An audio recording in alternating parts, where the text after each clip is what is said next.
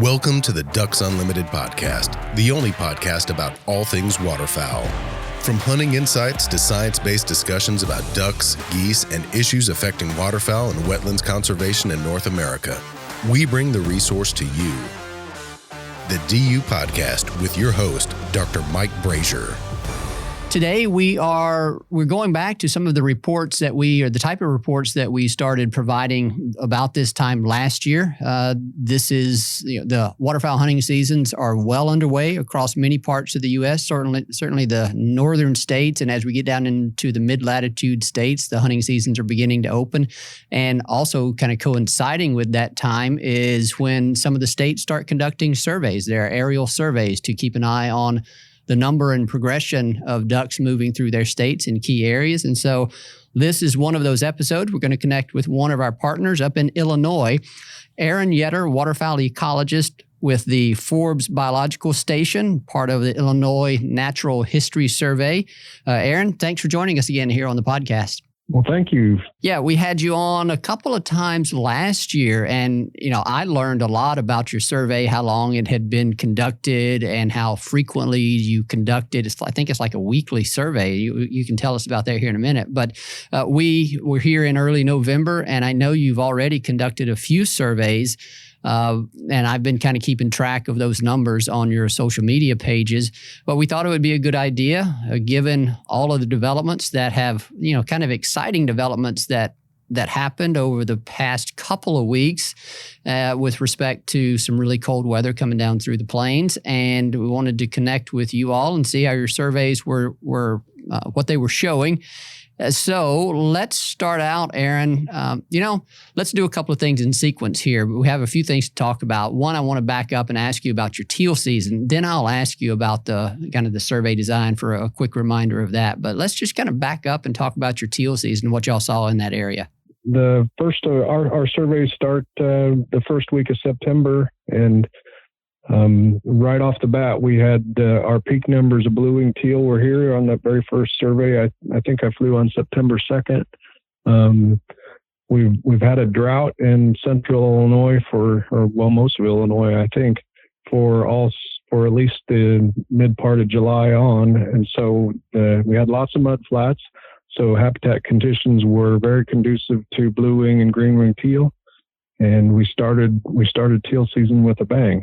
Did the teal hang around? I'm trying to recall actually what type of weather we had back during teal season. It feels like it's been so long ago. It seems like we had some fairly cold weather come through about midway of that early teal season. Did y'all see the effects of it? Did it push some birds out that you may have had in there initially? Yeah, those teal got here early because of some weather that happened in the prairies, and then so we started with big numbers in early September, and the blue wings bugged out pretty quick. We did get some weather. I can't exactly remember when, but if the teal steadily declined, I fly 4 teal flights in September, and they steadily declined on both rivers through the 4 weeks. Were the hunting reports for teal in that region pretty good? I know I heard some pretty good reports from other parts of the Mississippi and Central Flyways, and that really wasn't unexpected given the very positive wetland conditions,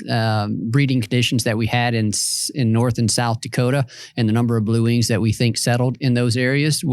Did you get good reports for good hunting success there in Illinois? Yeah, I think it was for the people that got out there and did it. It was they had to struggle. The water was low, which the teal like, but it also makes it hard for the hunters to get out and about. But I think the guys that did put in the effort, I think they did do pretty well. I spoke earlier in the summer with some people from South Dakota, and they said there were more blue-winged teal than they'd seen in a decade out there. And I know one of our biologists was on the banding crew in the prairies this summer, and they banded a pile of blue-winged teal as well. As the majority of the birds they banded were blue-winged. Well, let's move on to talk about the numbers, the duck numbers as you saw kind of following teal season, or as you got into I guess last month being October. Tell our listeners, I guess if you could, I think I mentioned already that we had a fairly detailed discussion discussion of your survey on a previous episode from last year. Maybe sometime in November of last year, we had you on. So people can go back to that for a more extended coverage or description of your surveys. But just for those that may be joining for the first time, maybe a thumbnail sketch of your survey, where you fly it, how you fly it, how you conduct it, and just, generally, what are we talking about when we are saying aerial waterfowl surveys for our people that may not be familiar with that? Sure.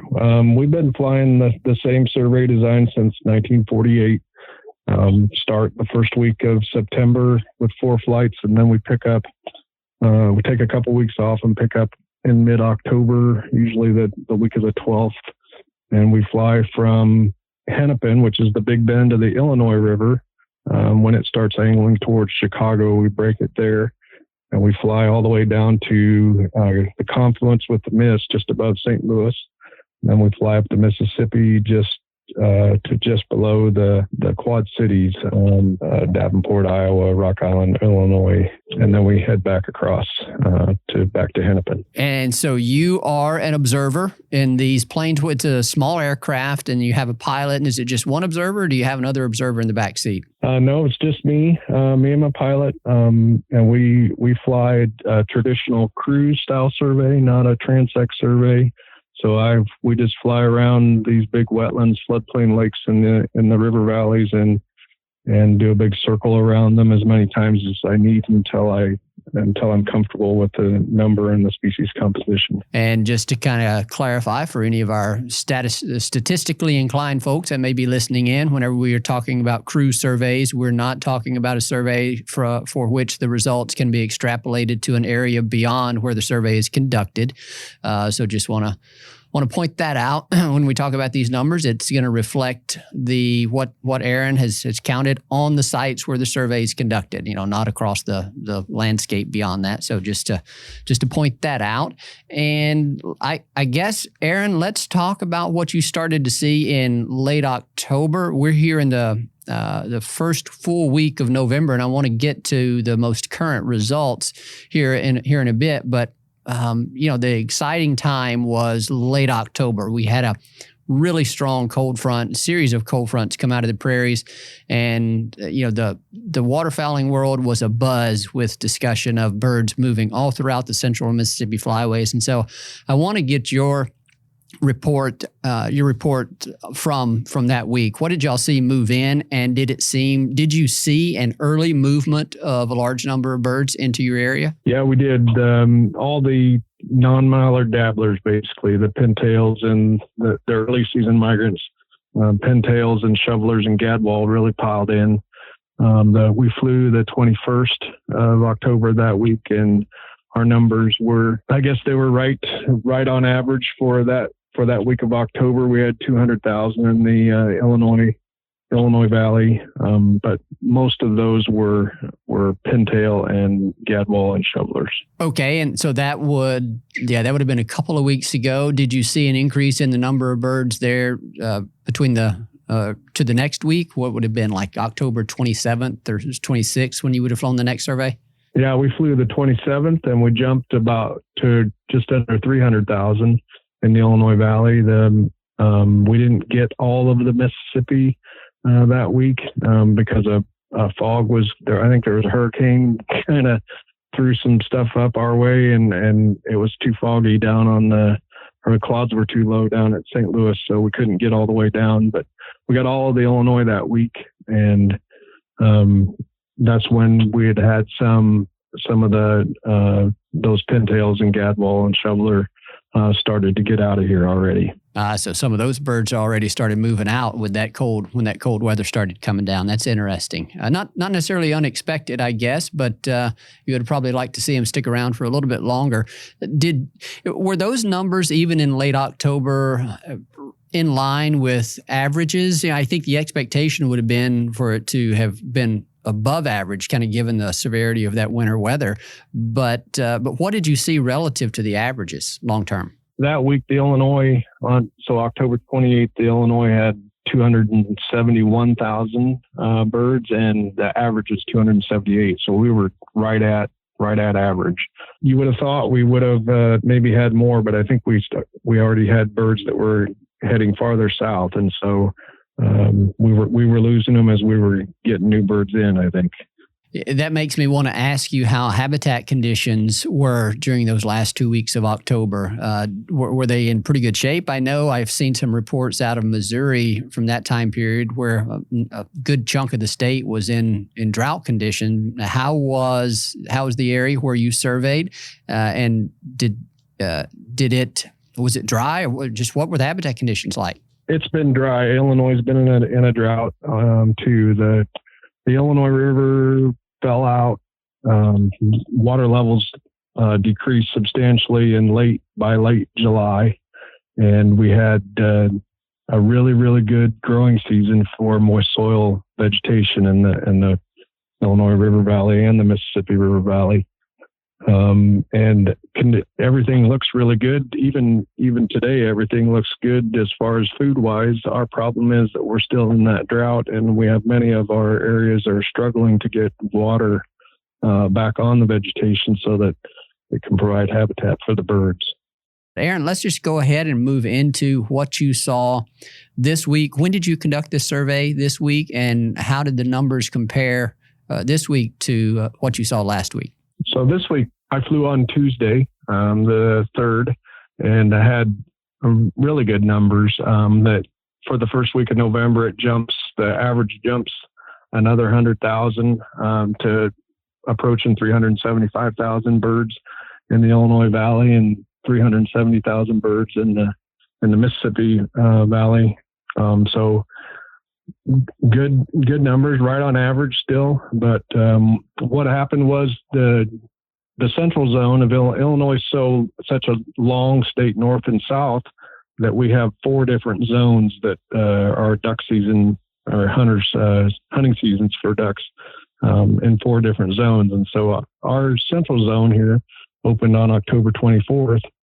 And we had a really good couple days, the first couple days as expected, and even into Monday and Tuesday, the 26th, I think we had a little push of birds in. And then Wednesday night, Thursday morning, there was another pretty good bump of birds that came in, indicated by what the hunters are telling me on flight days and that type of thing. But then since then, it's been kind of stagnant.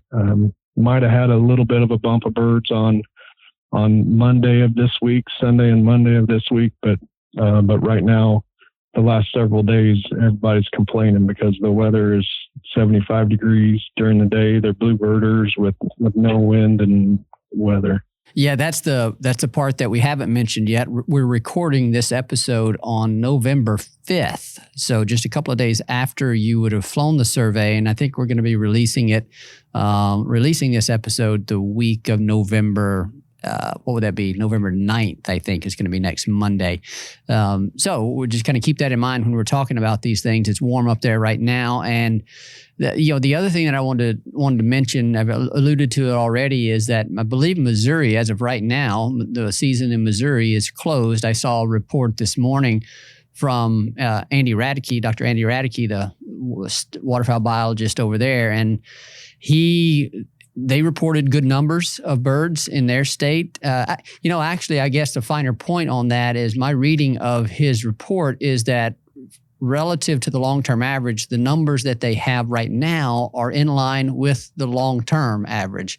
But if he made the assumption that these birds would have arrived, let's say last week, and then he compared them to some of their long-term late October numbers, then what they see would be ahead of schedule, you might say, higher than average for late October had most of these birds arrived last week. And that would be a reflection of, it could be a couple of things, a reflection of the cold weather moving that migration southward, but then also maybe some effect of hunting disturbance on the Illinois side. Do you kind of think about that when you're interpreting some of your numbers, Aaron? It absolutely makes a difference.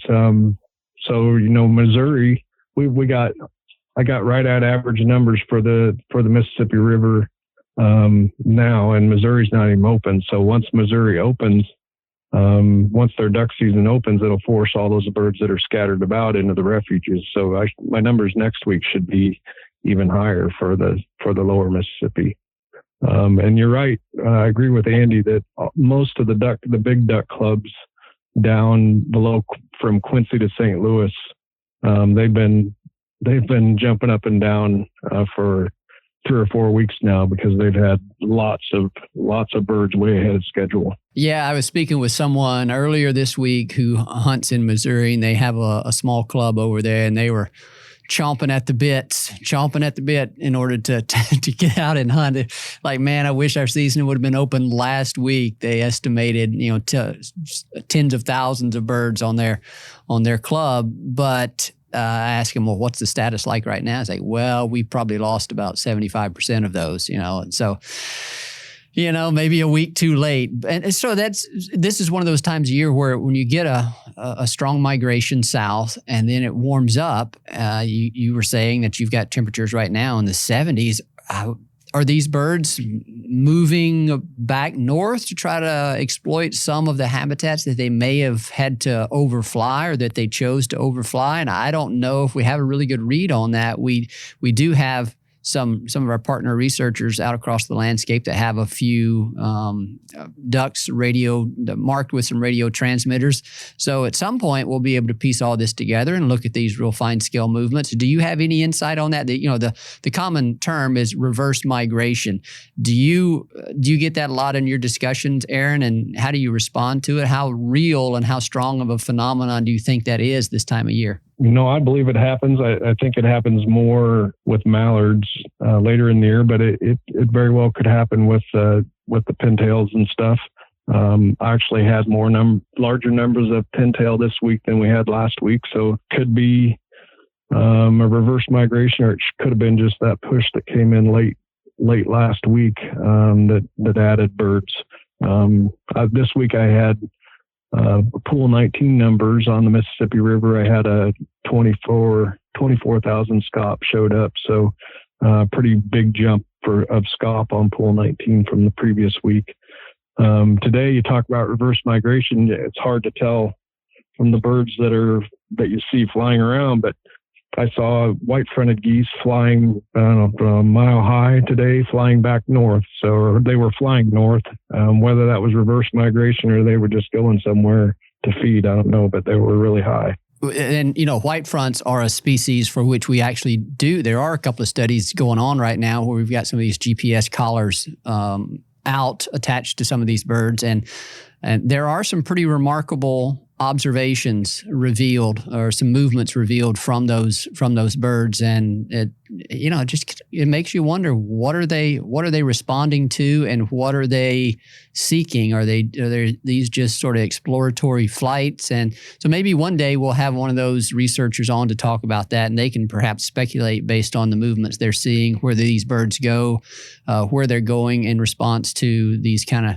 warm-up events, and then how long they stay once they go on these flights. So certainly interesting to talk about. We have some cellular transmitters on wood ducks, and 3 of those now have took off. One's just outside of Austin, Texas. One just went down into the Boot Heel of Missouri, and I think we have 2 down around Poplar Bluff area in Missouri. Austin, Texas. That bird, she's an anomaly. We banded it here at Havana a year ago, and it went down into Mississippi or Louisiana, spent the winter down there, came back up to about 30 miles from where we banded it, and it apparently tried to nest because it was in bottomland forest for quite a while. And then we think it failed its nest, and it took off, and it went up to St. Cloud, Minnesota, and molted on a little wetland. Didn't move around much for 30 days. And then about a week ago or 2 weeks ago, it took off from St. Cloud, Minnesota, and went to Oklahoma. And then just 2 days ago, it went to Austin, Texas.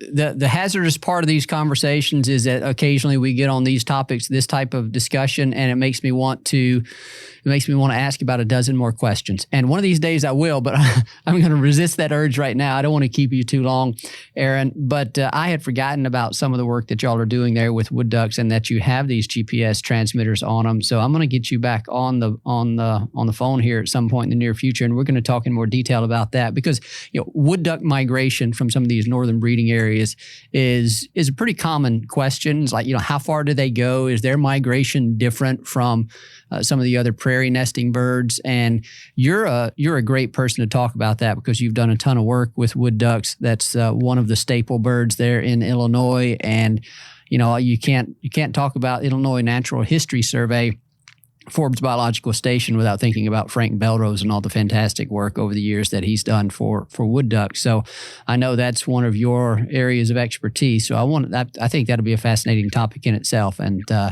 so I'll resist the urge to ask you all the dozen questions that are right on the tip of my tongue. And let me just ask you, is there any other observation that you want to share that you think the people listening to this would be interested in relative to what you've seen on the survey? What you saw on the survey this week, whether it be habitat related, any kind of a unexpected number of birds of a certain species, or any reports about hunting success, anything of that nature? Hunting success for the first week was really good from October 24th until now. And the north zone of Illinois, they came in the week prior, so like October 17th. And I think they had a good opener as well, or maybe 2 weeks. But now with this weather, everything is stagnant, and it's just slow. Everybody's kind of complaining now. A week ago, I think probably on that Monday, like the 26th of October, 26th, 27th in there, I think we got a push of trumpeter swans. Started seeing trumpeter swans just below Quincy, and then here in Havana, or I say they're trumpeters. There could be some tundras too from the airplane. I can't tell the difference, but I know from ground reports that they're saying the trumpeters started arriving, and started picking those up on the survey as well. So, Aaron, I'm looking at a weather forecast here for Havana, Illinois. Again, remembering that we're having this conversation on November 5th, but I look out to next Monday, the 9th, when I think people will be listening to this episode, and your high temperatures are still forecast to be around 75. It does then, however, look like you're going to get some rain and some cooler temperatures on Tuesday. I'm not going to say cold temperatures, but it looks like it's going to be cooler. Hopefully the meteorologists are a bit wrong in that, and then maybe whatever's coming south there or coming towards you will be a bit stronger than what they're projecting. Move some of the bigger birds that are perhaps still farther up north into your area. That's projected right there around Veterans Day, and that's oftentimes a major disturbance in Illinois weather in the upper Midwest. Usually get something pretty good about Veterans Day. It's not going to be quite as cold. Last year, I think it might have been like 16 degrees we froze on Veterans Day last year. We thawed back out by Thanksgiving, but we froze then. We're not going to freeze this year unless they really miss that weather report, but you're right. We're supposed to get a little bit of different weather. By then, everybody's anxiously awaiting that rain on next Tuesday. You saying that about Veterans Day reminded me that, in fact, I do recall that now. That was part of our conversation. We had you on sometime shortly after Veterans Day to talk about what was happening. So, yeah, the timing is similar here from year to year. So, well, okay, Aaron, I think that's going to do it. Tell folks the Facebook page where they can follow your aerial waterfowl inventory reports. So I try to write a blog on the waterfowl survey every week. It's on Facebook, the Forbes Biological Station page. I also post that blog on the belrose.org aerial survey page as well. But yeah, you can go in and read. Sometimes I get weekly followings of 100,000. Sometimes it's a couple thousand, depending on how many how good a picture I get to put up there on the post. Good deal. Well, thank you so much, Aaron. I'm going to let you go and get back to the rest of your day. But yes, thank you for all the work that y'all continue to do up there, all the surveys and the data that you get from those. And thanks for being willing to share those with us here on the podcast. Sure thing. Thank you very much. A special thanks to our guest on today's episode, Aaron Yetter, waterfowl ecologist with the Forbes Biological Station at the Illinois Natural History Survey. As always, we thank our producer, Clay Baird, our very own digital warrior, for the great work that he does on these podcasts. And then, of course, to you, the listeners, we thank you for your time, and we thank you for spending with us. We thank you for your interest in the podcast and for your support, passion, and commitment to wetlands and waterfowl conservation.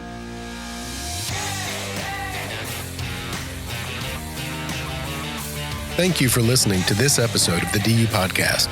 Be sure to rate, review, and subscribe to the show, and visit www.ducks.org/DU Podcast for resources based on today's topics, as well as access to more episodes. Opinions expressed by guests do not necessarily reflect those of Ducks Unlimited. Until next time, stay tuned to the Ducks.